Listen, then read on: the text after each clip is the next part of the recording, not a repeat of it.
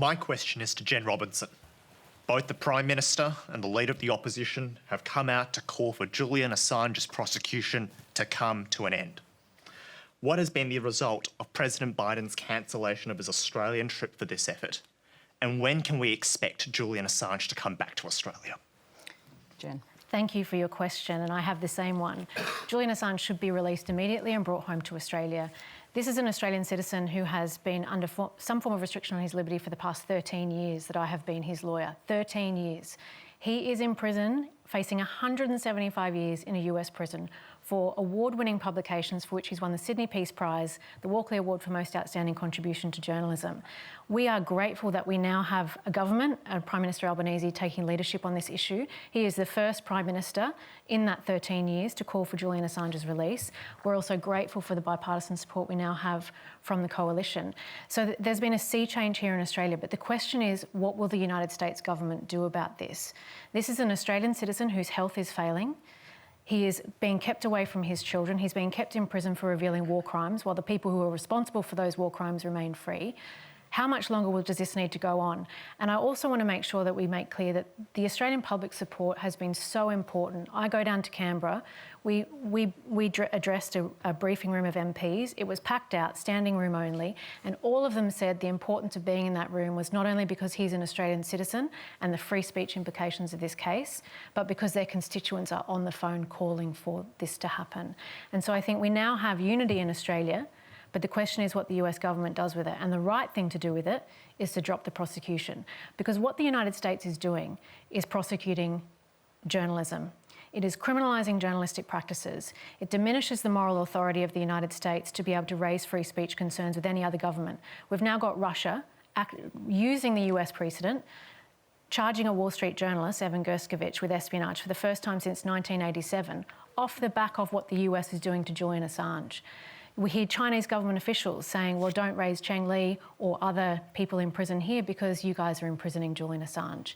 It diminishes our ability to raise free speech concerns internationally, but at the core of it, this is an Australian citizen who is in prison for award-winning publications, and it is wrong. And history will look back on this, and the question is, how long will we allow this to go on? And it's already been too long.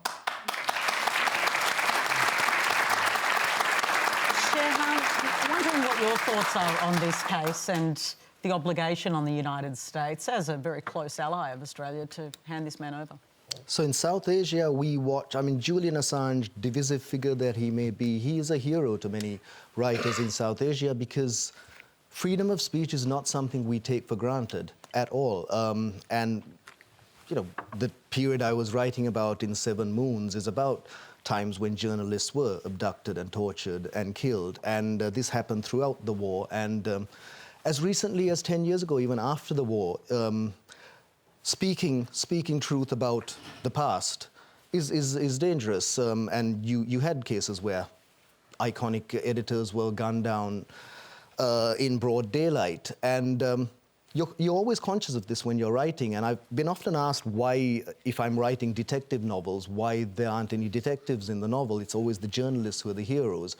And it's simply because I think in South Asia, we don't have a Sherlock Holmes or Poirot who twirls his moustache and solves the crime, and the murders are often unsolved, and it's the journalists who go in at great cost to themselves, truth-telling, trying to find the truth to it, and end up paying with their lives.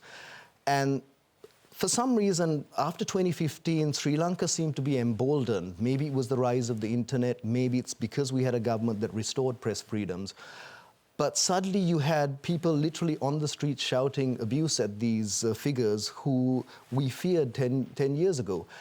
But the thing is, I think in South Asia, we're watching this case with interest because we know what happens if, and myself included, even though I hide behind fiction and hide behind fictional characters, I'm very wary about making comments about contemporary Sri Lankan politics or even the end of the war.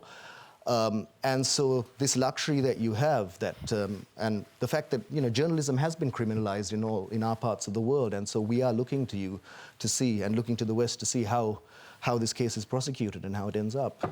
Tim Watts, when does he need to come home? How quickly does he need to come home? Well, the reality is that the legal proceedings that Mr Assange faces, the Australian government is not a party to. They're legal proceedings of another country, and we can't intervene in those, as they can't intervene in our legal proceedings. The Prime Minister has made very clear his view, publicly and directly, to both the US and the UK government, that his view that these proceedings have continued for far too long and that they need to be brought to a conclusion. I think it's notable the breadth of the political coalition calling for Mr Assange's legal proceedings to be brought to a conclusion. I can't think of a more peculiar alignment of political ideologies lining up on this. And I have to say that within that coalition, people do not all agree about the merits of Mr Assange's individual actions. What people do agree on is that this has gone on for far too long and it needs to be brought to a close. We have made it absolutely... The Americans are in no doubt about what our view of this issue is. Okay, if we're to use what you've just said, they're in no doubt and we're a close ally, don't they owe it to us then to do this? I mean, isn't that what you do with a close friend? Well, friends frequently disagree. Yeah. I don't know about you, PK, but no, I never disagree with my friends. We've made our position very clear, publicly and privately, directly to them.